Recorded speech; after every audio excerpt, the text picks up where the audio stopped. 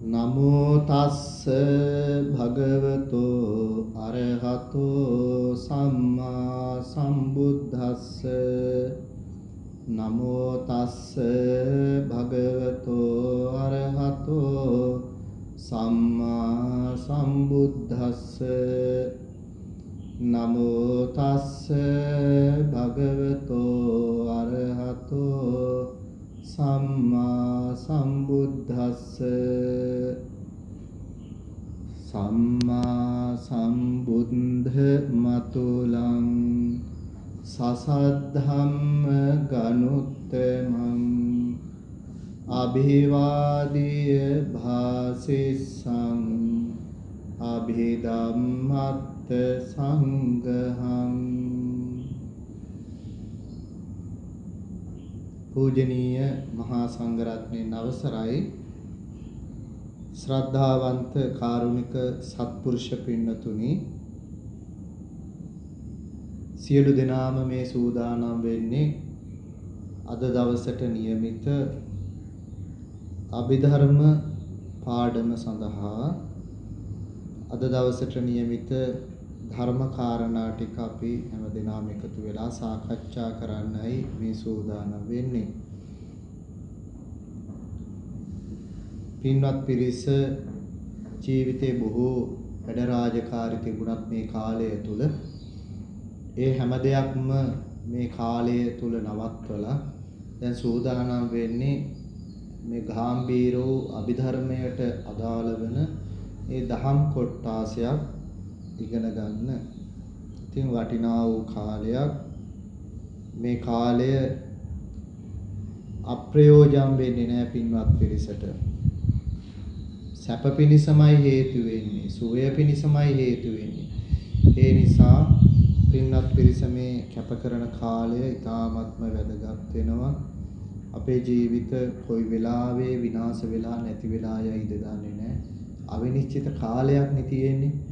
අනේ අවිනිශ්චිත කාලය තුල මේ වගේ ජීවිතේ හැම වැඩ කටයුත්තක්ම පැත්තක තියලා මේ ධර්මයක් ඉගෙන ගන්න ඕන කියලා ඉතින් සිත පහදවාගෙන මේ යොමු වීමම ඇත්තටම වැදගත් වෙනවා.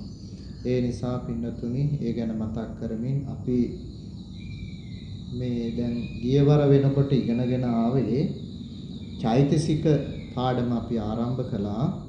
චෛතසික පරමාර්ථය පිළිබඳව චෛතසික කියන්නේ කුමක්ද කියන කාරණය එහෙම අපි ඉගෙන ගත්ත පුංචි සාරාංශයක් කරලා අද දවසේ નિયમિત දහම් කාරණා ගැන අපි පොඩි අධ්‍යයනයක් කරමු.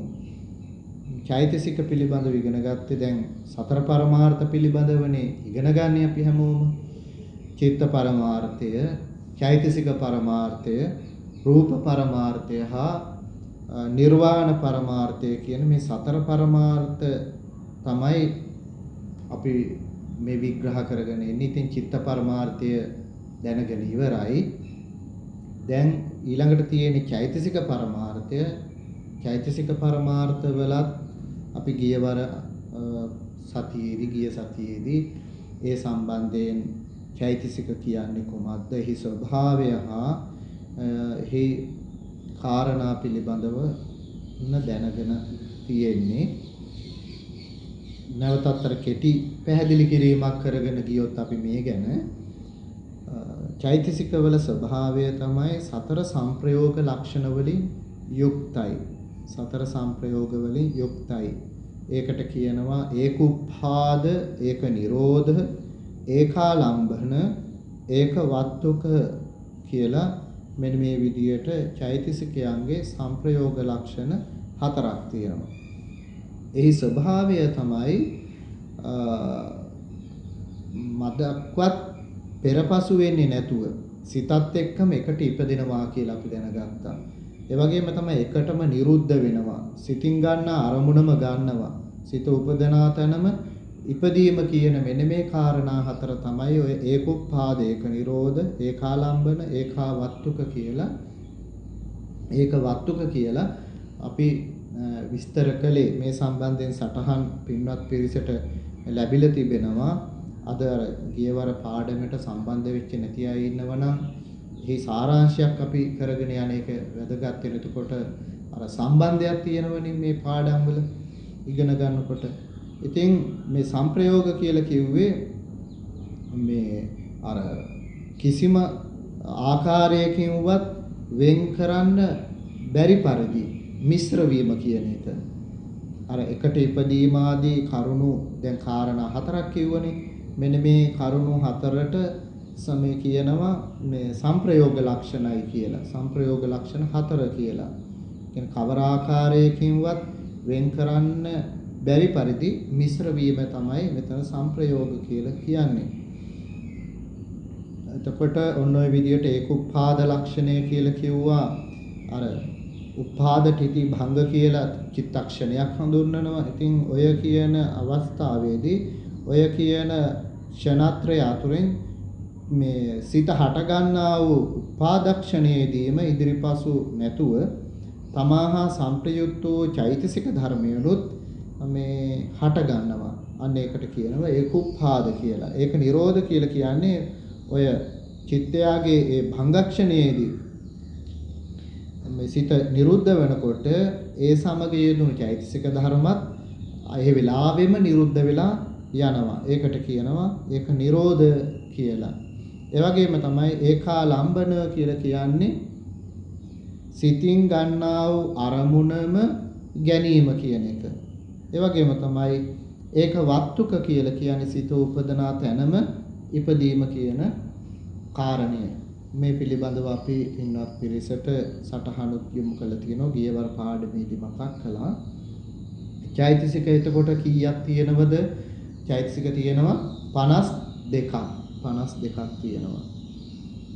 අර මේ චෛතසික 52ම එකපාරටම එක සිතක උපදිනවා කියන එක නෙමෙයි මෙතනදී කියන්නේ. චෛතසික 52 සුදුසු විදියට ඒ එක් සිතක් එක්ක උපදින්නේ ඒ සිතට අයත් කෘත්‍යයන් සිදු කරන්නට අවශ්‍ය වන චෛතසික පමණයි. එතකොට අඩුම ගණනින් චෛතසික උපදිනවා කියලා අපි ගියවර දැනගත්තා. චෛතසික ධර්මයෝ 7 දෙනෙක්, වැඩිම ගණනින් චෛතසිකයෝ මේ 36 දෙනෙක් තමයි උපදින්නේ ඔන්න සිතක් එක්ක. මේ විදියට තමයි අපි කාරණා පිළිබඳව මතක් කරගෙන ඇවිල්ලා ඊළඟට කිව්වා අපි මේ චෛතසික 52 රාශි 3කට මූලික වශයෙන් බෙදෙනවා කියලානේ. රාශි 3කට. එක තමයි අඤ්ඤ සමාන රාශිය. එතන චෛතසික 13ක් තියෙනවා. අකුසල රාශිය චෛතසික 14ක් තියෙනවා. සෝබන රාශිය චෛතසික 25ක් තියෙනවා. ඔන්න ඔය විදිහට තමයි රාශි 3කට මේ චෛතසික 52 බෙදෙනවා. ඊළඟට මේ අඤ්ඤ සමාන චෛතසිකයන් අතරින් 7 දෙනෙක් අපි ඊළඟට මතක් කළා සබ්බචිත්ත සාධාරණයි කියලා. 6 දෙනෙක් තියෙනවා ප්‍රකීර්ණක චෛතසික කියලා. ඔය සබ්බචිත්ත සාධාරණ කියලා කිව්වේ සියලුම සිත්වල යෙදෙන නිසා සබ්බචිත්ත සාධාරණයි කියලා කිව්වා. අර ප්‍රකීර්ණක 6 දෙනා සෝබන අසෝබන සිත්වල ඒ අවස්ථානුකූලව යෙදෙනවා, විසිරී පැතිරී විසිරී පවතිනවා. ඊළඟට තමයි අකුසල රාශිය කියලා කියන්නේ අකුසල් සිත් 12ක් තියෙනවා. අන්නේ අකුසල් සිත් 12 යෙදෙන චෛතසික ධර්මය තමයි මේ අකුසල රාශියේ තියෙන්නේ. සෝබන රාශිය කියලා කියන්නේ සෝබන රාශියේ චෛතසික 25ක් තියෙනවා. එතකොට මේ ධර්මයෝ සෝබන සිත්වල මිසක් වෙන සිතක යෙදෙන්නේ නැහැ. ඔන්න ඔය විදිහට තමයි මේ චෛතසික අපි විස්තර කරගෙන ආවේ.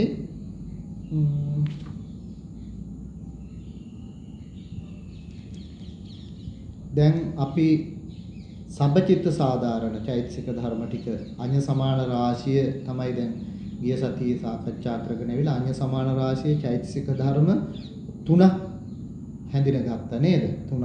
ඔව්. සබ්බචිත්ත සාධාරණ චෛතසික 7ක් තියෙනවා. ඒ 7 තමයි පස්ස, වේදනා, සංඥා, චේතනා, ඒකාග්‍රතා, ජීවිතේන්ද්‍රිය මානසිකාරය කියන හත. මෙන්න මේ හත් දෙනා 89ක් වශයෙන් හෝ අපි ඊළඟට දීර්ඝ විදියට කිව්වා සිත් 121ක් විදියට. ඔන්න ඔය කියන සිත් ඔය සිත් සියල්ලෙහිම සිත් 89ක් වශයෙන් හෝ 121ක් වශයෙන් හෝ ගැනෙන මෙන්න මේ කියන සිත් සියල්ලෙහිම මේ චෛතසිකයෝ හත් දෙනා යෙදෙන නිසා සියලුම සිත් වලට සාධාරණ නිසා මේ සිත් මේ හත් දෙනාට කියනවා සබ්බ චිත්ත සාධාරණ චෛතසික කියලා. එතනදී ගියවර අපි දැනගත්තා ඔය පස්ස වේදනා සංඥා චේතනා ඒකාග්‍රතා ජීවිතේන්ද්‍රිය මානසිකාරය කියන මේ චෛතසික ධර්මයන් වලින් පස්ස වේදනා සංඥා කියන තුන දැන් ඒ කාරණා තුන පිළිබඳව දැනගෙන තියෙන්නේ. පස්සය කියලා කියන්නේ අරමුණෙහි හැපෙන ස්වභාවය. අරමුණෙහි හැපෙන ස්වභාවය. ඒ කියන්නේ මෙතනදී කියන්නේ හැපීම කියලා කියන්නේ අතරක් නැතිව ලංවීම කියන එක. එකට ගෑවීම කියන අදහස තමයි මෙතනදී පස්සය කියලා කියන්නේ. ඔන්න ඔය විදිහට පස්සය ගැන අපි විස්තර ගොඩක් කතා කළා. එහි සටහනු යොමු කරලා තියෙන නිසා අපිට මෙතනදී නැවත නැවතත් ඒ පිළිබඳව දීර්ඝව කතා කරන්න යන්නේ නැහැ. මේ කෙටි විස්තරයක් විතරයි. ඊළඟට වේදනාව කියලා කියන්නේ අරමුණෙහි හොඳ බව හෝ නරක බව හෝ මධ්‍යස්ථ බව හෝ රසයේ විඳින ස්වභාවය වේදනාව කියලා කිව්වා. එතනදී සෝමනස්ස, දෝමනස්ස, උපේක්ඛා, සුඛ, දුක්ඛ කියලා මේ විදියට වේදනාව ආකාර පහක් ආකාරයටත් උපදිනවා කියලා ඔන්න පැහැදිලි කළා. ඊළඟ චෛතසිකය තමයි සංඥාව කියලා කියන්නේ. සංඥාව කිව්වා ආරම්මන අරමුණෙහි ආකාරය ගන්නා වූ ස්වභාවය සංඥාව කියලා. ඒ කියන්නේ එක් දේවල් වලින් එක් දේවල් වලින් අනිත් දේවල් වෙන් කරලා හඳුනා ගන්නට උපකාර වන විශේෂ දෙයක් හැම සිතකම තියෙනවා. අන්න එතකොට අරමුණක් ගන්නකොට සිත් අරමුණක් වශයෙන් සිතක් උපදිනකොට ඒ සිත සමග අරමුණේ ආකාරය ගන්නා වූ මෙන්න මේ කියන සංඥා චෛතසිකයක් හැම සිතකම උපදිනවා. ඒ නිසා තමයි අරමුණෙහි ආකාරය ගන්නා වූ ස්වභාවය මේ සංඥාවයි කියලා අපි ගියවර ඔන්න මතක් කළේ. මේ විදියට පළවෙනි චෛතසික තුන විස්තර කළා. සංඥාව ගැනින් තමයි අපි මම හිතන්නේ පාඩම නැවතුනේ. සංඥාව කියලා කියන්නේ අර ආරම්මන ස්වභාවය හැඳිනීම ලක්ෂණ කොට ඇති කියන සටහන මම හිතන්නේ අපි යොමු කරලා තියෙනවා හැමෝටම. එතනදී කලින් කිව්වා අපි අර වේදනාව ඔය හැම හිතකම මේ චෛතසික ධර්ම යෙදෙනවනේ. ඉතින් ඔය හැම හිතකම ඇති වෙන මේ වේදනා සමූහයට වේදනා ස්කන්ධය කියලා කියනවා. ඒ වගේම තමයි හැම සිතක්ම පාසාම ඇති වෙන මේ සංඥා සමූහයට සංඥා ස්කන්ධය කියලා අපි ගන්නවා. ස්කන්ධ පහක් තියෙනවනේ. රූපස්කන්ධය, වේදනාස්කන්ධය, සංඥාස්කන්ධය, සංස්කාරස්කන්ධය, විඥානස්කන්ධය කියලා ස්කන්ධ පහක් තියෙනවනේ. ඔන්න එතනින් දැන් වේදනා සහ සංඥා ස්කන්ධය කියලා කියන්නේ මෙන්න මේ විදිහට හැම සිතක් පාසාම මේ ඇතිවන මේ සමූහය අරගෙන තමයි කියන්නේ. ඊළඟට අද තිබෙන්නේ චේතනාව. සබ්බචිත්ත සාධාරණ වල අද තියෙන්නේ චේතනා චෛතසිකය විස්තර කරන්නට. චේතනාව කියලා කියන්නේ දැන් යම් යම් ක්‍රියාසිත තියෙනවනේ ජීවිතයේ දිනෙදා ක්‍රියා. අපි අහනවා, කනවා, බොනවා, යනවා, ඉන්නවා, බලනවා නේ. එක එක ක්‍රියාවන් තිබෙනවනේ. ඔන්න ඔය කරන ක්‍රියාවන් සිදු කිරීමේදී ඇතිවෙන උත්සාහය තමයි චේතනාව කියලා කියන්නේ. දැන් කායික වශයෙන් වෙන්න පුළුවන්, වාචසික වශයෙන් වෙන්න පුළුවන්, මානසික වශයෙන් වෙන්න පුළුවන්. ඔය කියන විදිහට හැම ක්‍රියාවක්ම කරනකොට අන්නේ ඒ කරන ක්‍රියාවන් වල ඒ උත්සාහවත් බව ඇති කරන ආකාරයෙන් සිත්වල හැම සිතකම විශේෂ ශක්තියක් ඇති වෙනවා. අන්නේ එතකොට ක්‍රියාවක් එහෙම නැත්නම් මෙන්න මේ කියන ක්‍රියාවක් නැත්නම් ඔය කියන කෘත්‍යයක් කරන්නේ නැති කිසිම සිතක් මේ තියෙන විදියක් නැහැ. එතකොට සිතත් පමණක් නෙමෙයි සිතෙහි සංප්‍රයුක්ත ධර්මය කියන්නේ මේ චෛතසික ධර්මයක් තම තමන්ට යෙදෙන්නා වූ මේ චෛතසික ධර්මයලොත් තම තමන්ට අයත් කෘත්‍යයන් සිදු කරමින් තමයි පහළ වෙන්නේ. මෙන්න මේ විදියට සිතත් සංප්‍රයුක්ත ධර්මයලොත් තම තමන්ට අයත් කටයුතු කිරීමට ශක්තියක් ඇතිව දැන් ඉපදෙනවනේ. නමුත් ඒ කටයුතු පිළිබඳව උත්සාහවත් බව ඇති කරන ශක්තියක් ඒ සිත්වල ඉපදෙන්න ඕනනේ. ඒ ක්‍රියාවන් සිදු කරන්නට නම් ඒ කෘත්‍යයන් සිදු කරන්නට නම් ඒ සමග ඇති කරන ශක්තිය ඒ සමග තියෙන්න ඕන. අන්න එතකොට මෙන්න මේ විදියට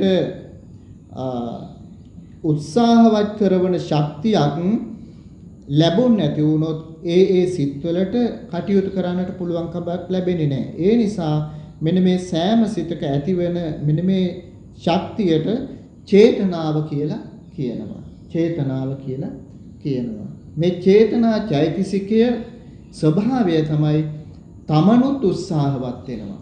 තමන් උත්සාහවත් වෙලා සිතත් ඒ වගේම තමයි සිතත් එක්ක යෙදෙන අවශේෂ සංප්‍රයුක්ත ධර්මයනුත් උත්සාහවත් කරවමින් අර අවශ්‍ය වෙන්නා වූ උවමනා වූ ඒ ක්‍රියාව සම්පූර්ණ කරලා දෙනවා.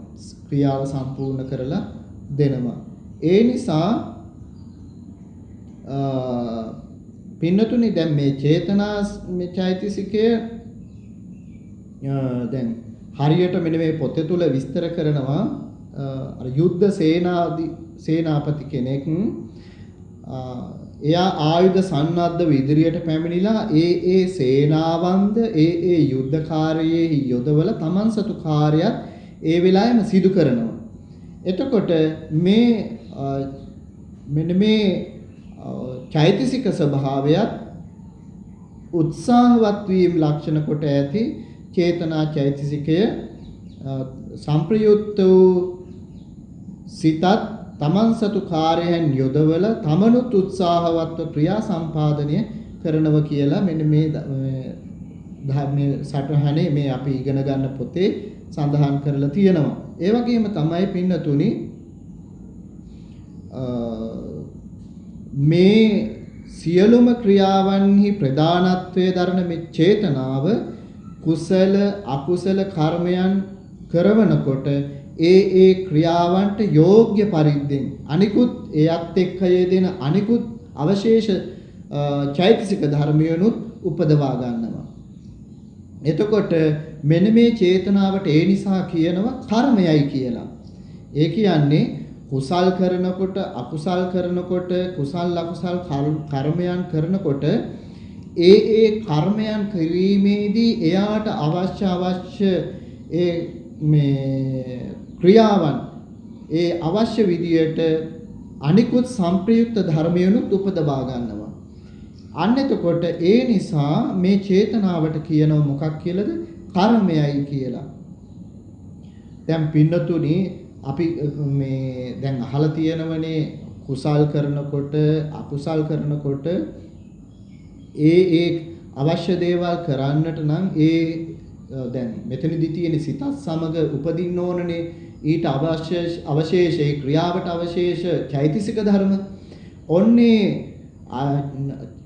චෛතසික ධර්ම මෙන්න මේ චේතනාව ප්‍රධානත්වයේ දරලා සියලුම ක්‍රියාවන්හි මේ ප්‍රධානත්වයේ දරන මේ චේතනාව කුසල් අකුසල් කරනකොට ඒ ක්‍රියාවන් වලදී ඒ අවශ්‍ය යෝග්‍ය පරිදි ඊට සංප්‍රයුක්ත වූ ධර්මතාවයන් අනිකුත් ඒ ධර්මතාවයනොත් උපදවා ගන්නම අන්නේ නිසා කියනවා මේ චේතනාවට කර්මයයි කියලා. ඔන්න ඔය විදියට තමයි මේ චේතනාව සාමාන්‍යයෙන් සරල විදියට විස්තර කරන්න තියෙන්නේ. ඊළඟට තමයි අපි දැන් ඉගෙන ගන්නේ මේ චේතනාවට කියනව තව ඕන වචන ටිකක්. මේ චේතනාවට කියන කර්මය, සංඛාරය, ආයුහණයද කියලා ආයුහණය කියලා මෙන්න මේ විදියට නම් ටිකකුත් විස්තර වෙනවා. ඒ වගේම තමයි මෙහි මේ චේතනාව කියන චෛතසිකය ගැනනේ අපි මේ කතා කරන්නේ. මේ චෛතසිකයත් අර වෙන චෛතසික වගේම ආයුෂය චිත්තක්ෂණයකට වඩා තියෙන්නේ නැහැ. නමුත් මේ චේතනාව මේ එහෙම නැත්නම් අපි කිව්වා මේකට කර්මය කියලා කියනවා කියලා. මෙන්න මේ චේතනාව නිරුද්ධ වුණාට පස්සේ මේන් ලැබිය යුතු විපාක ශක්තිය උපදවල දීලා තමයි නිරුද්ධ වෙන්නේ. එතකොට යම් මේ චේතනාවේ විපාක ශක්තිය පින්නතුනේ දැන් ඔය අපි චිත්ත වීති ඉගෙන ගන්නකොට ජවන් 7ක් ඉගෙන ගන්නවනේ. මේ චේතනාවත් විපාක ශක්තියත් අර පළමුවෙනි හා 7 වෙනි ජවන් සිත්වල යෙදුනහම ඒ ආත්මයේදීම හෝ දෙවන ආත්මයේදී විපාක දෙනවා. එතකොට අපි මේ චිත්ත වීති ඉගෙන ගන්නකොට ඒක ඉගෙන ගන්නවා. ඒ වගේම තමයි මැද තියෙන ඒ ජවන් සිත් පහෙන් සිදුවන ඒ කර්මය කාල නියමයක් නැහැ. එතනදී කාල නියමයක් නැහැ. සුදුසු පරිදි අවස්ථාව ආවහම විපාක ගෙනත් දෙනවා. මෙන්න මේ විදියට මේ ඇතිවෙන්නා වූ මේ එක් චේතනා චෛතසිකයගේ මේ විපාකය එකවරක් ලැබුණට පස්සේ එයින් එතන ඒ විපාක වාරය ඉවර වෙනවා. නමුත් යම් කර්මයක් කුසල් වෙන්න පුළුවන් අකුසල් වෙන්න පුළුවන් යම් කර්මයක් කරනකොට අර එතනදී ඇති වෙන ලක්ෂ සංඛ්‍යාත චිත්ත වීති උපදිනවනේ. ලක්ෂ සංඛ්‍යාත චිත්ත වීති උපදින නිසා එතකොට ඒ උපදින චිත්ත වීති වල ඒ ජවන් ඒ උපදින්නා වූ ජවන් කර්ම බවට පැමුණුනාට පස්සේ කර්ම හත දැන් ජවන් 7 බැගින් උපදිනවනේ. ඒ කර්ම බවට පැත්තුනාට පස්සේ එතකොට විපාක උපදවන චේතනා ප්‍රමාණයත් අප්‍රමාණ වෙනවා. එතකොට ඒ චේතනා ප්‍රමාණයටම එම කර්ම සිදු කර ගන්නා කර්ම ප්‍රමාණයටම අප්‍රමාණව විපාකවත් ලැබෙනවා. නමුත් අර මෙතනදී කියන්නේ මේ දැන් එක චෛතසික චේතනා චෛතසිකයකින් විපාක වරක් ලැබුණට පස්සේ විපාකයේ එකවරක් ලැබුණට පස්සේ එයින් නිදහස් වෙනවා. නමුත් නැවත නැවත විපාක දෙන්නේ මේ වෙනත් නැවත අලුතෙන් හටගත්තා වූ චේතනාවන්ගේ විපාකයන්. ඔන්න ඔය විදිහට තමයි. නමුත් පින්නතුනි දැන් යම් කුසල් හෝ අකුසල් හෝ කර්මයක් කරනකොට ලක්ෂ ගණන් කෝටි ප්‍රකෝටි ගණන් චිත්ත වීති උපදිනවනේ. ඉතින් ඒ එක් චිත්ත වීති වල ජවන් මේ නැත්තම් මේවට කියනවා මේ කර්ම බවට පැමිණෙන්නා වූ ඒ සිත් 7 බැගින් උපදිනවා. එතකොට විපාක උපදවන චේතනා ප්‍රමාණය මේ අප්‍රමාණ වෙනවා. ඒ ගණනටම අප්‍රමාණ විපාකත් ඒ විදියටම ලැබෙනවා. ඔන්න ඔය විදියට තමයි මේ චේතනාව ගැන විස්තර කරන්න තියෙන්නේ. අපිට අද චේතනාව ගැන විස්තර කරන්න තියෙන්නේ ඔහොම තමයි.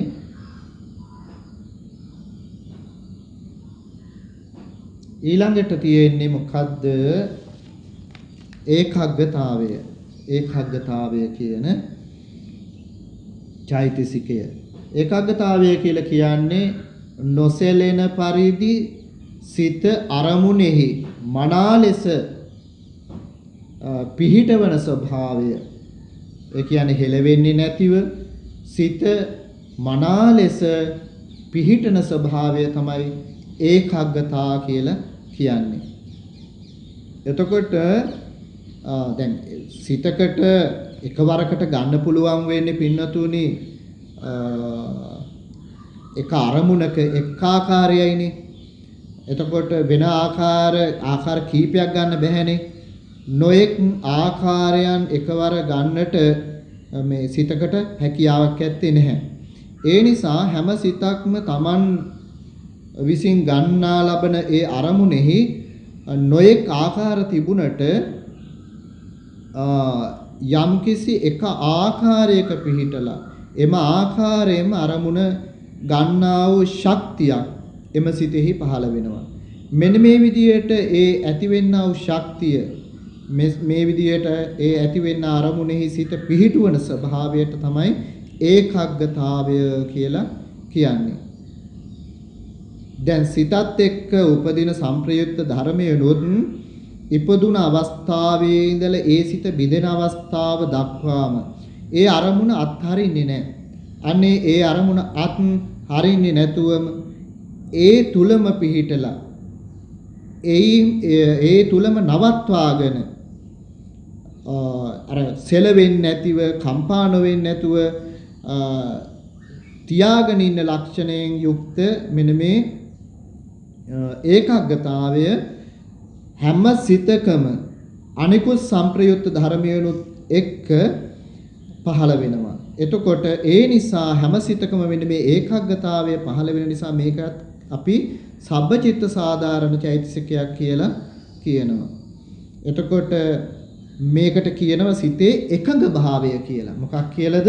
සිතේ එකඟ භාවය කියලා. සිතත් සංප්‍රයුක්ත ධර්මයනුත් තම තමන්ට අයත් කෘත්‍යයන් කරන්නට මේ හැකි වෙන්නේ සිතත් එක්ක උපදින සංප්‍රයුක්ත වූ චෛතසික ධර්මයන්ටත් තම තමන් ඉපදුනා වූ කෘත්‍ය සිදු කරන්නට පුළුවන්කම ලැබෙන්නේ අර ඒ ගත්තා වූ අරමුණෙහි මනාව පිහිටුනොත් පමණයි. අන්න එතකොට ඒ මනාව පිහිටුවන ස්වභාවය කරන්නේ එහි උපකාරය ලබා දෙන්නේ කවුද? මෙන්න මේ ඒකාග්‍රතා චෛතසිකය. ඒකාග්‍රතා චෛතසිකය. මේ ඒකාග්‍රතා චෛතසිකයට අපි තවත් නමක් කියනවා සමාධිය කියලානේ. සමාධිය කියලා. ඔය සමාධිය කියනකොට දැන් මහග්ගත සිත්වල අපි ඉගෙන ගත්තා ධ්‍යාන සිත් එහෙම පිළිබඳවත් පින්නතුනි දැන් කාමාවචර සිත්වල යෙදෙන සමාධිය ඊට වඩා ඔය ධ්‍යාන සිත්වල යෙදෙන සමාධිය බලවත් වෙනවා. ඊටත් වඩා ලෝකෝත්තර සිත්වල යෙදෙන සමාධිය බලවත් වෙනවා. මෙන්න මේ විදිහට මේ සමාධිය නිසා තමයි සිතේ එකඟ භාවය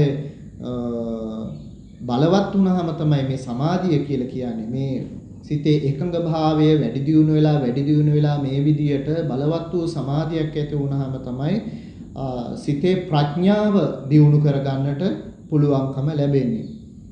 ඒ වගේම තමයි දැන් අපි මේ කුසල් පැත්තේ කතා කරන්නේ. ඒ වගේම අකුසල් සිත්වලත් මේ ඒකාග්‍රතාවය යෙදෙනවා.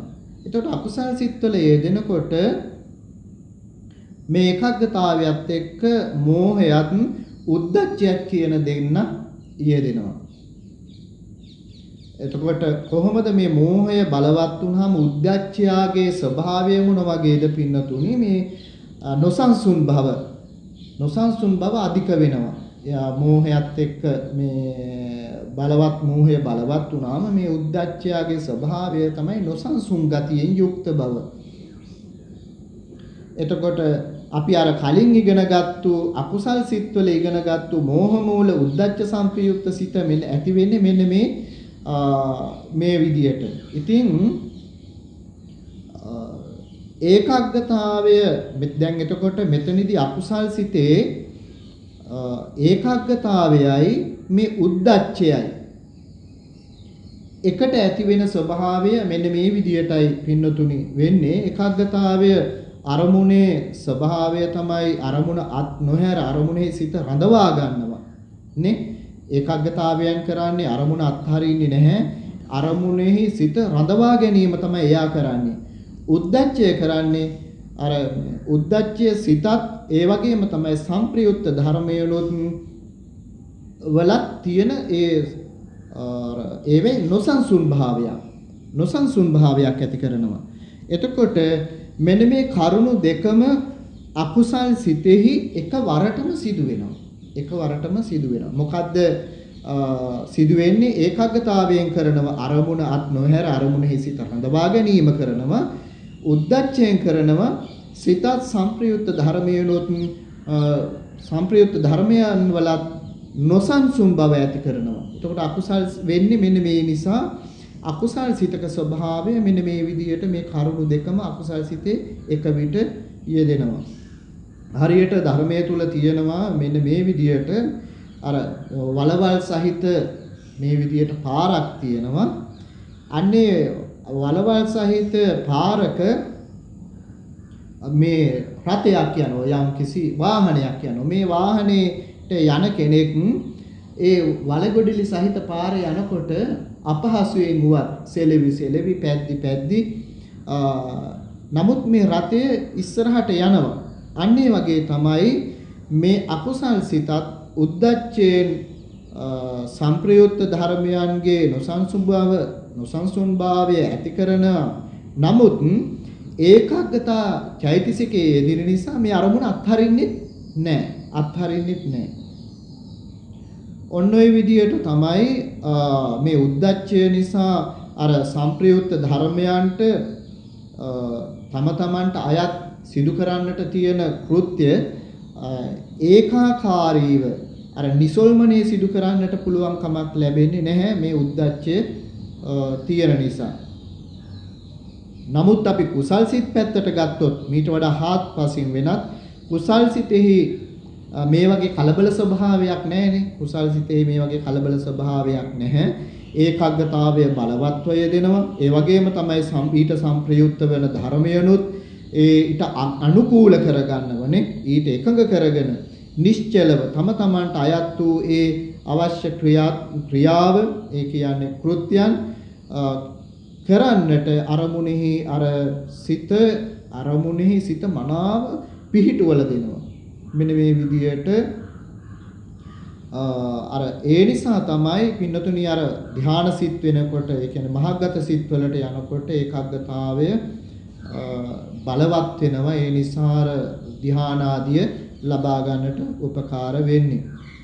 අර ගන්නාව අරමුණෙහි මනාව පිහිටවනවා සිත මේ ඒකාග්‍රතාවයන් වලින්. එතකොට ධ්‍යාන මට්ටමට යනවා. ඊට එහා මනා ලෙස මේ ඒකාග්‍රතාවය බලවත්ව යෙදෙනකොට ලෝකෝත්තර සිතෙහි මේ බලවත්ව මේ ඒකාග්‍රතාවයේ තුනහම එතකොට ඒ ඇතිවෙන්නා වූ සමාධියත් එක්ක විදර්ශනා ඥාන යෙදිලා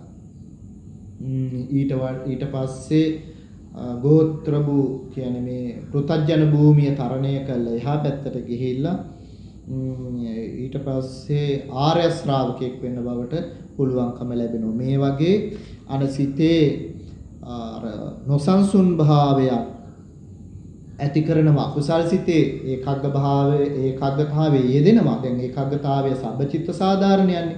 නමුත් අකුසල් සිතේ යෙදෙනවා. නමුත් අකුසල් සිතේ යෙදුනට අර උද්දච්ච මෝහ මූල උද්දච්ච සංපයුක්ත සිත ඇති වෙලා ඊට සංපයුක්ත ධර්මයනුත් ඒ අර නිසි අවශ්‍ය ඒ කාර්ය සිදු කරගන්නට දෙන්නේ නැති නිසා ඒ අකුසල් ස්වභාවයක් වෙනවා. නොසන්සුන් බවක් ඇති වෙන මේ සිත්වල.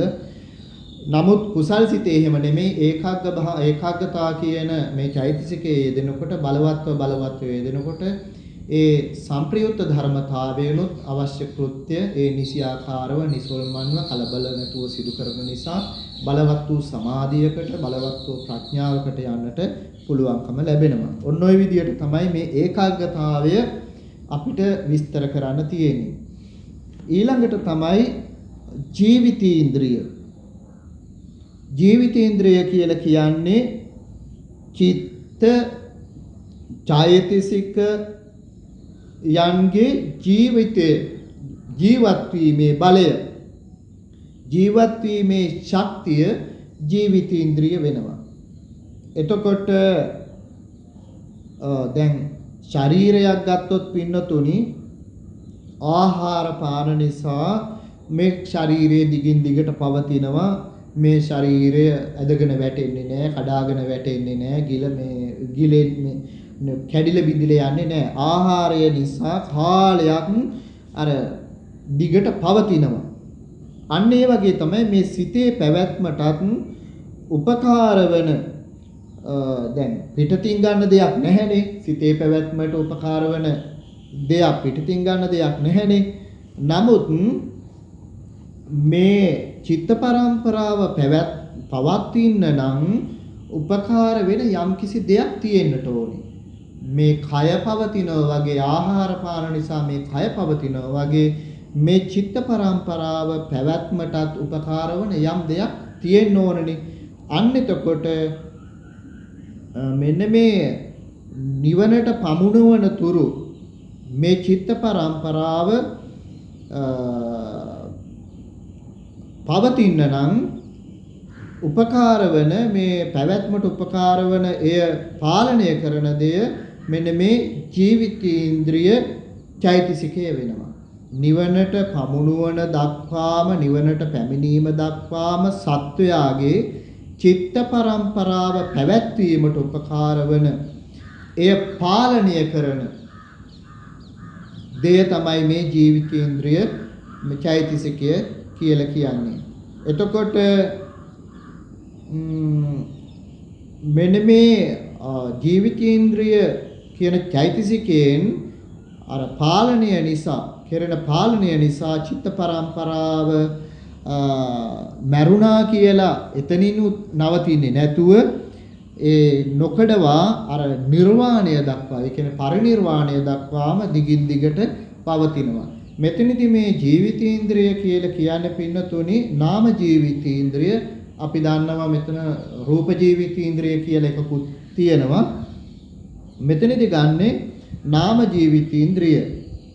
එතකොට මේ නාම ජීවිතේන්ද්‍රයත් සියලුම ඔය අපි ඉගෙන ගත්තා වූ 89ක් වූ සිත්වල එහෙම නැත්නම් ඔය 121ක් ගත්තා වූ ඒ සිත්වල යෙදිලා අර ඒ සිතත් සංප්‍රයුක්ත ධර්මයනොත් විනාශ වෙන්නට නොදී ඉඩ නොදී ආරක්ෂා කරන්නා වූ ජීවිතය දෙන්නා වූ චෛතසික ධර්මයක් වෙනවා.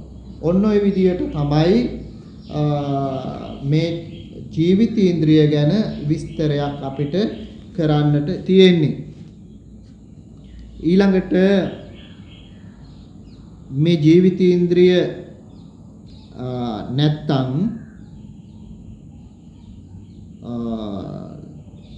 නාම ඒ කියන්නේ නාම ධර්ම චිත්තචෛතසිකයන්ගේ පැවැත්මක් වෙන්න විදියක් නැහැ.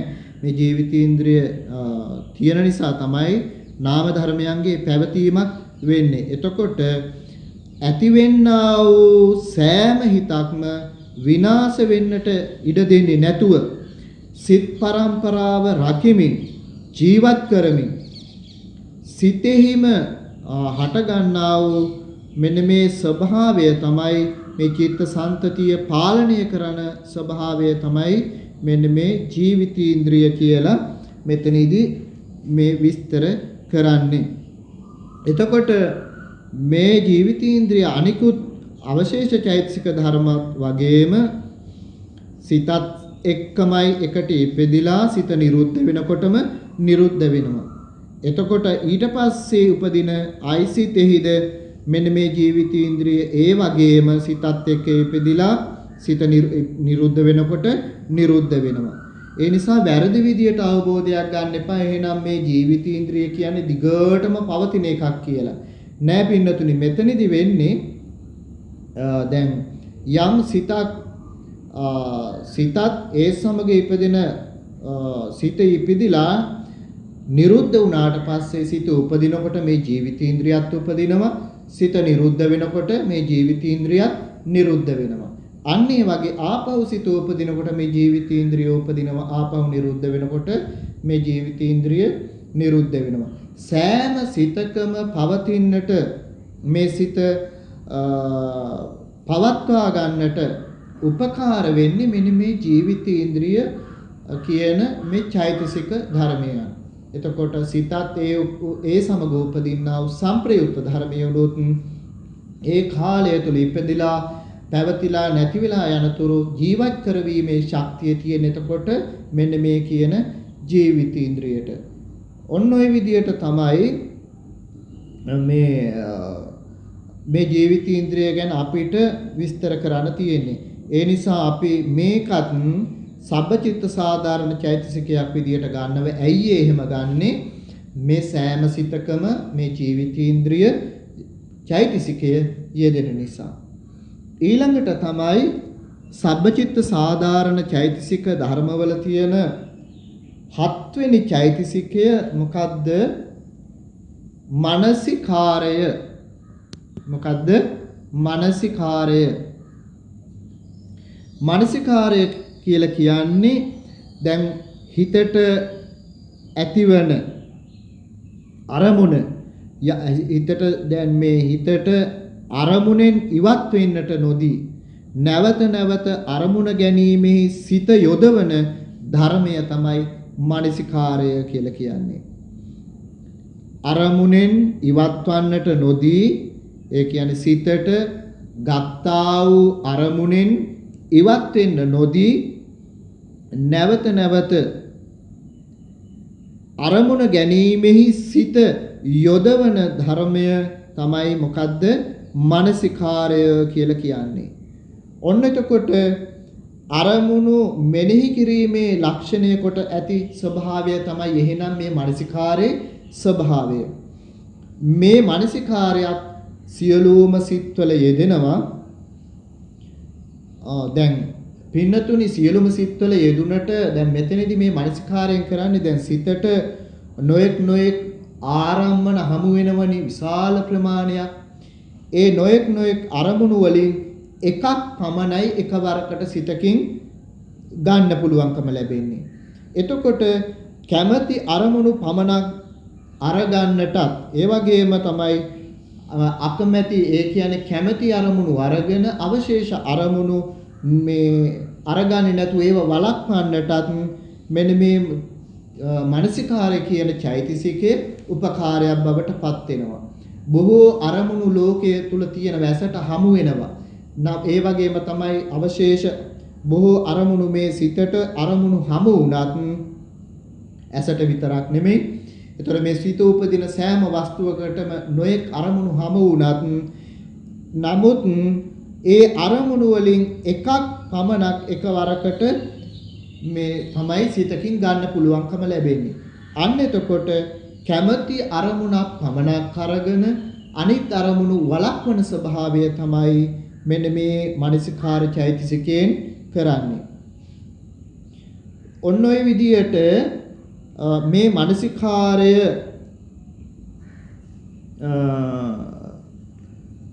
ප්‍රතිසන්දියේ පටන් දැන් මේ සත්‍යයේ ප්‍රතිසන්දියේ පටන් ක්ෂණයක් පාසා බිඳෙමින් අරමුණෙන් ඉවත්වන චිත්ත පරම්පරාව. එතකොට මේ චෛතසික නිසා මේ චෛතසිකය නිසා නැවත නැවතත් ඉපද අරමුණ ගැනීමෙහි යෙදීම මෙන්න මේ මානසිකාරයෙන් කරනවා.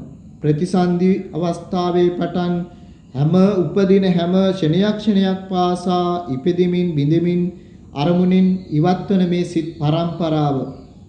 එතකොට මෙන්න මේ කියන මේ මානසිකාරය නිසා නැවත නැවතත් අර ඉපදී අරමුණ ගැනීමෙහි යොදවනු ලබනවා. මෙන්න මේ එතකොට මෙන්න මේ ස්වභාවය තමයි මේ මානසිකාරයේ තියෙන ස්වභාවය. ඊළඟට තමයි පින්නතුනි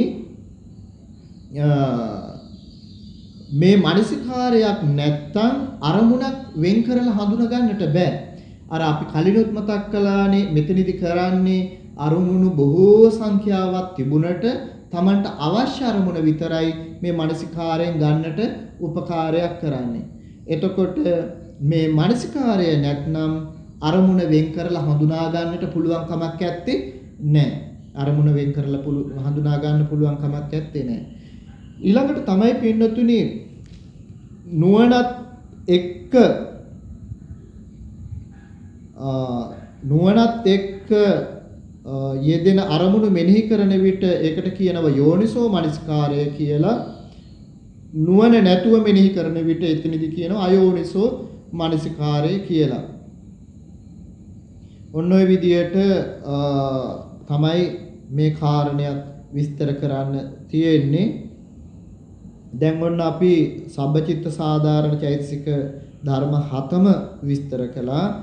අපි හිතනවා මේ සම්බන්ධයෙන් දැන් ඉතින් විස්තරය සටහනකුත් යොමු කරන නිසා මෙහි තෝරා ගන්නට අපහසු දෙයක් තිබුණා නම් තියෙනවා නම් ඒවා නැවත නැවතත් කියවලා මේ පින්වත් පිරිසට ඒව නැවත නැවතත් තෝරා ගන්නට පුළුවන්. එතකොට මේ වෙනතුරු අපි විස්තර කරා සබ්බචිත්ත සාධාරණ චෛතසික ධර්ම 7ක්. මේ සබ්බචිත්ත සාධාරණ චෛතසික ධර්ම මේ කියන 7 දෙනා කුසල් අකුසල් විපාක ක්‍රියා කියන හැම හිතකම යෙදෙනවා. එතකොට හැම සිතකම යෙදෙන ධර්මතාවයත් එක්ක තමයි අපි ඔන්න මේ වෙනකොට ඉගෙන ගත්තේ. කුසල් සිත්වල යෙදෙනකොට මේ 7 දෙනා ඒකාන්ත කුසලියෝ වෙනවා.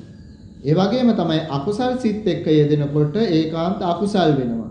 විපාකත් ක්‍රියාත් එක්ක යෙදෙනකොට අව්‍යාකෘත චෛතසිකයෝ කියලා හඳුන්වනවා. මෙන්න මේ නිසා අඤ්ඤ සමාන රාශියට ඇතුළත් මෙන්න මේ නිසා තමයි මේ අඤ්ඤ සමාන රාශියට ඇතුළත් වෙන්නේ. ඊළඟට මේ 7 දෙනා යෙදෙන්නේ අර දුර්වල වෙච්ච අහේතුක දෙපස් විඥාන සිත්වල යෙදෙන්නේ මේ 7 දෙනා විතරයි. අපි කලින් ඉගෙන ගත්තේ මේ 7 දෙනා අර දෙපස් විඥාන සිත්හි යෙදෙනවා. එතකොට මේ 7 දෙනා ඒ දෙපස් විඥාන වල යෙදෙන්නේ මෙන්න මේ සබ්බචිත්ත සාධාරණ චෛතසික 7 දෙනා පමණයි. ඔන්න ඔය විදියට දැන් අපි අඤ්ඤ සමාන රාශියට අයිති සබ්බචිත්ත සාධාරණ චෛතසික ධර්ම 7 දෙනා දැනගෙන ඉවරයි. ඊළඟට අපිට තියෙන්නේ අඤ්ඤ සමාන රාශියට අයිති ප්‍රකීර්ණක චෛතසික 6 දෙනානේ. ප්‍රකීර්ණක චෛතසික 6 දෙනා තමයි ඉගෙන ගන්න තියෙන්නේ. ප්‍රකීර්ණක චෛතසික කියලා කියනකොට එතන 6 දෙනෙක් ඉන්නවා. විතක්ක, විචාර, අදිමොක්ඛ, විරිය, ප්‍රීති, ඡන්ද. නැවතත් අපි ඒක මතක් කරගත්තොත් විතක්ක, විචාර, අදිමොක්ඛ, විරිය, ප්‍රීති, ඡන්ද. ඔය 6 දෙනාට කියනවා මොකද්ද? ප්‍රකීර්ණක චෛතසික කියලා. ප්‍රකීර්ණක චෛතසික කියලා. මේ චෛතසික ටිකක් හැම සිතකම යෙදුනේ නැති වුණත් පින්නතුනි සෝබන සිත් අසෝබන සිත් කියන කොටස් දෙකේම සමහර වෙලාවට යෙදෙනවා, සමහර වෙලාවට යෙදෙන්නේ නැහැ. ඒ නමුත් අර සෝබන අසෝබන සිත්වල විසිරීලා පැවතින නිසා මේ චෛතසික 6 දිනාට කියනවා ප්‍රකීර්ණක චෛතසික කියලා. අර සබ්බචිත්ත සාධාරණ චෛතසික වගේ සෑම සිතකම යෙදෙනව නෙමෙයි. නමුත් සෝබන සිත්වලත් අසෝබන සිත්වලත් යෙදෙනවා. ඒ දෙපැත්තෙම විසිරීලා පවතින නිසා මේකට කියනවා මේ 6 දෙනාට කියනවා ප්‍රකීර්ණක චෛතසික කියලා. ඔන්න ඔය විදියට කුසල් සිත් එක්ක යෙදෙනකොට ඒකාන්ත කුසල් වශයෙන්ුත් අකුසල් එක්ක යෙදෙනකොට ඒකාන්ත අකුසල් වශයෙන්ුත් අර විදියටම විපාක ක්‍රියා සිත් එක්ක යෙදෙනකොට අව්‍යාකෘත වශයෙන්ුත් මේ ප්‍රකීර්ණක සිත් ටික යෙදෙනවා. ඔන්න සරල අදහස ඕක තමයි. ඊළඟට තිබෙන්නේ අපිට අද මේ විතක්ක විචාර අදිමොක්ඛ විරිය පීති ඡන්ද කියන චෛතසික ධර්ම 6 දෙනා අපි හඳුනා ගනිමු සරල විදියට. අදට පන්තියේ කරගෙන යන්න පුළුවන් කාල සීමාව ඇතුළත අපි මේ චෛතසික ධර්ම 6 දෙනා හඳුනා ගනිමු. ඉස්සර වෙලාම අද දැනගන්න තියෙන්නේ විතක්කය. විතක්කය කියලා කියන්නේ සිතත් සම්පයුක්ත ධර්මයනුත් අරමුණ කරා පමුණුවන අරමුණට නංවන ස්වභාවය තමයි විතක්ක කියලා කියන්නේ. නැවතත් අපි ඒ කාරණේ මතක් කළොත් මොකද්ද විතක්ක කියන්නේ? සිතත් සම්පයුක්ත ධර්මයනුත් අරමුණ කරා පමුණුවන අරමුණට නංවන ස්වභාවයට කියනවා විතක්ක කියලා කියනවා. ඒ කියන්නේ අපි මේ විතක්කය ගැන මතක ඇති රූපාවචර සිත් ඉගෙන ගන්නකොට ධ්‍යාන සිත් ඉගෙන ගන්නකොට මේ විතක්කය ගැන යම් හඳුනා ගැනීමක් සිදු කළා. එතකොට ඒක මතක තියෙන නිසා අපිට මෙතනදී දිගට මේ අපිට විස්තර කිරීමට අවශ්‍ය වෙන එකක් නැහැ කියලා මම හිතනවා. මේ පින්නතුනි දැන් කල්පනා කිරීම කියලා කියන්නේ මෙන්න මේ විතක්කයට තමයි.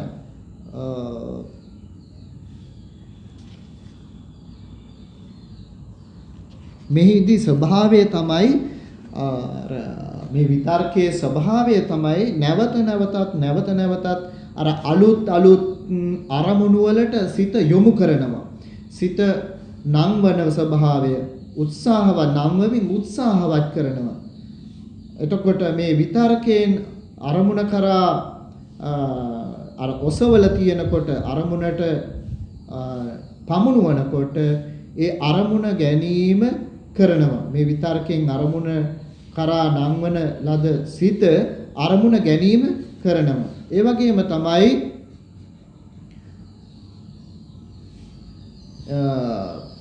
අපි මේ සිත ගැන විස්තරයක් කළා.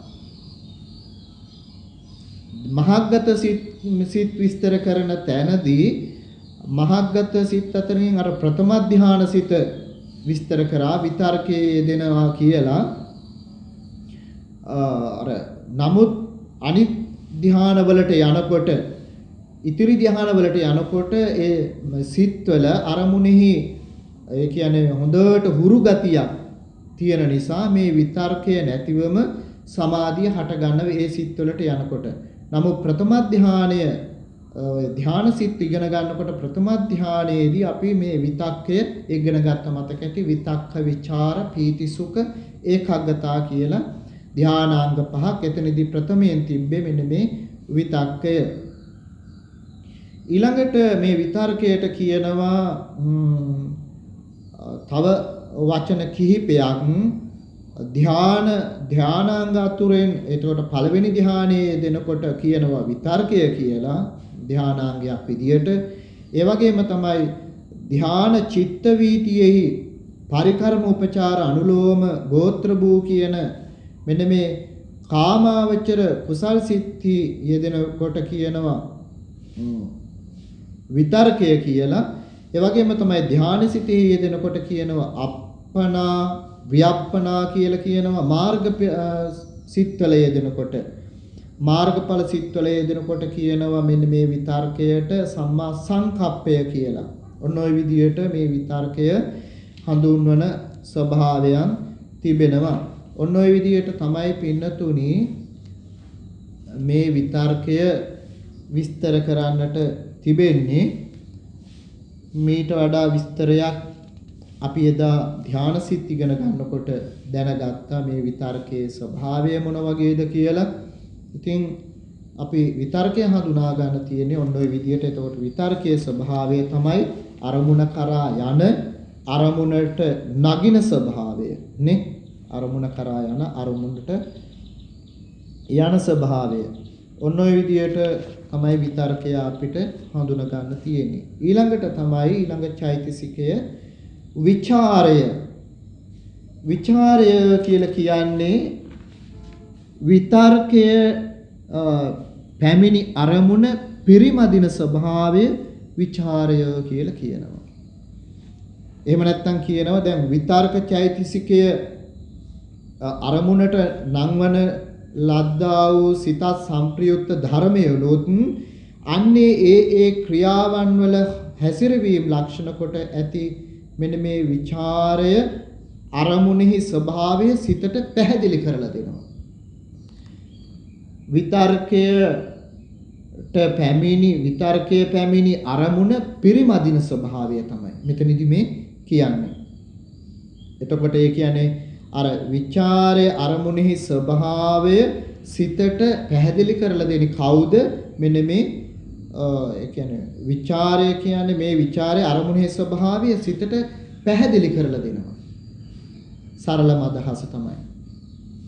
එතකොට මෙතනදී වෙන්නේ මෙන්න මේ විදිහට යම්කිසි වස්තුවක්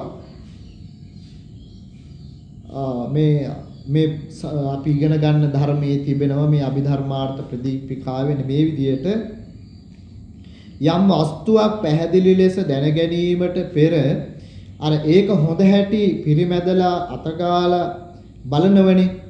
මෙන්න මේ වගේ තමයි ਵਿਚාරයත් කරන්නේ අරමුණෙහි හැසිරවීම වශයෙන් උපකාර වෙනවා. එතකොට මේ විතක්කයයි ਵਿਚාරයයි කියන මෙන්න මේ දෙන්න එකටම තමයි උපදින්නේ. එකටම තමයි උපදින්නේ. ඔන්න ඔය විදියට තමයි අර විතර්කයේ විසින් තදින් නංවල අල්වාගත් අරමුණ කරන්නේ මොකද? ਵਿਚාරයේ විසින් පිරිමැද බලනවා. අර විතර්කයේ විසින් තදින් අල්ලගෙන අල්ලාගත්තා අරමුණ මේ ਵਿਚාරය මොකද්ද කරන්නේ? අර පිරිමැද බලනවා. පිරිමැදලා බලනවා මේ කියන්නේ පිරිමදින ස්වභාවය. ඒ කියන්නේ මෙතනදී අදහස් කරන්නේ මේ අර පිරිමැදීම අරමුණෙහි ඇතිල්ලෙන අරමුණෙහි පැතිරෙන ස්වභාවය.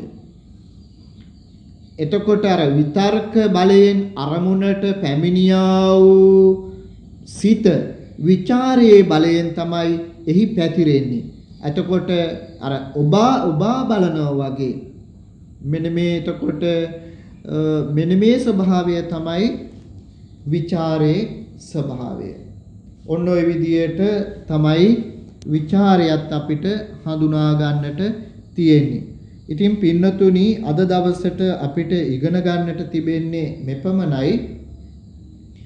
මේ සරලව අපි ඉගෙනගෙන යන්නේ තා විස්තර විදියට මෙහි එකින් එක විස්තර කරන්න අවශ්‍ය නැහැ. දැන් මේක ਵਿਚාරය කියන එකත් මං හිතන්නේ පින්වත් පිරිසට මතක ඇති අපි පෙර පාඩමක ඉගෙනගත් අර ධානාසිත ඉගෙන ගන්නකොට ਵਿਚාරය කොතනද මේ ධානාංගයක් විදියට මෙයා උපදිනවා. ධානාංගයක් විදියට ඉපදිලා අර ධානාසිත වලදී අර මේ ධානාංග අපි බලන්නේ කොහොමද කියන එක විස්තර කරා. එතකොට මෙන්න මේ කාරණය දැනගෙන ඉන්න ඕන. ධානාසිතක් ඉපදුවාට පස්සේ ඒක අර නැවත ධානාසිත ධානාංග පරීක්ෂා කරලා බලනකොට මෙන්න මේ ਵਿਚාරය කියන්නේ මොකද්ද කියලා. එහෙනම් මොකද්ද ਵਿਚාරය කියන්නේ? විතරක චෛතසිකයේ විසින් අරමුණට නංවන ලද්දා වූ සිතත් සංප්‍රයුක්ත ධර්මයනොත් ඒ ක්‍රියාවන් වල හැසිරවීම ලක්ෂණය තමයි. එතකොට මේ ਵਿਚාරය මෙන්න මේ විචාරය මේ අරමුණේ ස්වභාවය සිතට පැහැදිලි කරලා දෙනවා. ඔන්න ඔය කාරණය තමයි මතක තියාගන්නට අවශ්‍ය වෙන්නේ. අර පැමිණියා වූ මේ විතර්කයේ විසින් තදින් නංවල අල්වා ගත්තා වූ අරමුණ විචාරයේ විසින් මොකද්ද කරන්නේ? පිරිමැද බලනවා. පිරිමැද බලනවා. ඔන්න ඕක තමයි මෙන්න මේ සිත ගැන දැනගන්න තියෙන මේ ਵਿਚාරය තමයි අර ධානාංගයක් විදියට පළවෙනි ධානයේ දෙවෙනි ධානයේ යෙදිලා යෙදෙන්නේ. එතකොට අපි ඉගෙන ගත්තා කලින් ධානසිත ඉගෙන ගන්නකොට මේ ਵਿਚාරයෙන් විචිකිච්ඡා නීවරණ ධර්මය දුරු කරන්නට මෙයා කියන්නේ යටපත් කරගන්නට මෙයා උපකාරයක් වෙනවා. ඔන්න ඔය කියන කාරණා ටික තමයි අද දවසට අපි ඉගෙන ගන්න තියෙන්නේ. ඊළඟට මේ ප්‍රකීර්ණක චෛතසිකවල ඉතිරි චෛතසික ධර්ම 4 දෙනා අපි ඊළඟ සතියේදී දැනගනිමු. අද දවසට નિયમિત සදහම් වැඩසටහන මේ කාලය තුල නිමාවටපත් කරනවා. ඔන්න ඉතින් පින්වත් පිරිස අද මේ කාලය තුල බොහෝම වටිනා වූ දහම් කාරණා ටිකක් දැනගත්ත. පින්නතුනි මේ කොහේවත් තියෙන දේවල් ගැන මේ උගන්වනව නෙමෙයි, දැනගන්නව නෙමෙයි, ඉගෙන ගන්නව නෙමෙයි. තමන්ගේ සිතත් එක්ක ඒ සංප්‍රයුක්ත වන ධර්මතාවයන් ගැන තමයි අපි මේ ඉගෙන ගන්නෙ. සිතත් සමග එකට උපදින, සිත නිරුද්ධ වෙනකොට නිරුද්ධ වෙන, සිත ගන්නා වූ අරමුණම ගන්නා වූ ඒ වගේම තමයි සිත උපදනා තැනම උපදින්නා වූ ධර්මතාවයන් ගැන තමයි ඒ කියන්නේ චෛතසික ධර්ම ගැන තමයි ඉගෙන ගන්න. ඒ නිසා මේ දහම් කාරණා පිළිබඳව පින්වත් පිරිස ඒ පිළිබඳ අවබෝධයක් ඇති කරගන්න එක ධර්මඥානය දියුණු වෙන්නට වඩාත් උපකාරයක් වෙනවා.